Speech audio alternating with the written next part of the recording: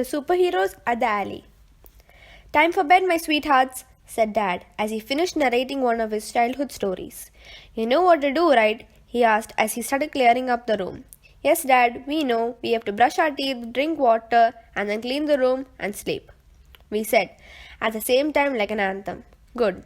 Now go, he said, leaving the room. It was getting pretty late, so we decided not to goof around and just go to sleep. The next day, we had school. So me and my sister brushed our teeth. In the time she was brushing her teeth, I went and got a bottle of water and set the bed. When she came, we both went to sleep, and as soon as I closed my eyes, I took off to the wonderful world of dreams. The dream started in an alleyway. It was dark, spooky, and cold, just like in the movies. And then, out of nowhere, a bunch of weird-looking men came from one end of the alleyway. They were laughing and walking funny. I decided to hide behind the trash can on the opposite side of the street and wait for them to pass by. So I slowly started towards the trash can so that they wouldn't notice me. I could feel the cold air as it creeped behind the trash. I could feel the cold air as I creeped behind the trash can. Hey, I think I saw something over there, said one of the men. I was trying to stop my heart from jumping out and running away when I heard that. I didn't hear or see anybody. You must be imagining things, said the second man. Such a relief that these guys are not in their proper senses would have been such a relief that these guys were not in their proper senses, or I would have been toast. You're probably right. We did drink a lot, said the first man. Now they were only a few steps away from the trash can. Hick, hick, hick, hick. I started hiccuping uncontrollably. I tried to clam my mouth shut, but there were still small noises. Then I felt like I was having a heart attack.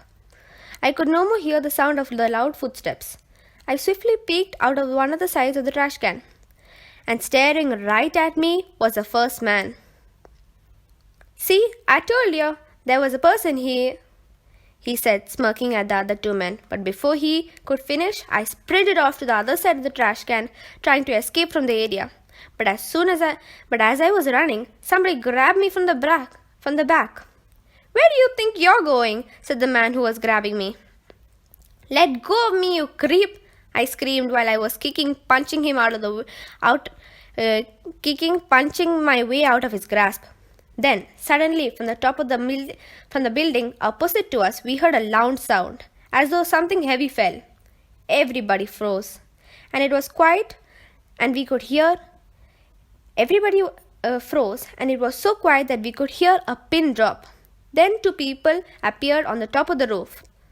Oh, is that a damsel in distress? Said the bigger figure in a manly voice. He was bulky, and he wore a Superman suit. Never fear, we are here to save you, said the smaller figure in a childish voice. She was about 5 feet tall and she wore a weird suit with a sequenced unicorn in the front. And right after that, I'm not even sure what happened. In a blink of an eye, both the figures were standing in front of me, and behind them, lying on the floor, were the three men groaning and holding their stomachs. Both the figures looked oddly like my sister and Dad. How did you do that? I asked, shocked and relieved that I was saved.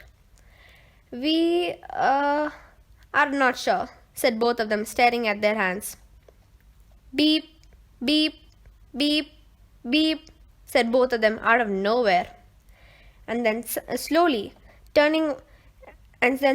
everything was turning really bright until the only thing I could see was white. Wake up, Jeny! It's time for school and you're gonna be late, she said, screaming into my ears. And then finally I opened my eyes. Oh, you're awake. Okay, dress up. Get ready fast. I have to tell you the weird dream that me and Papa just had, she said excitedly. The end.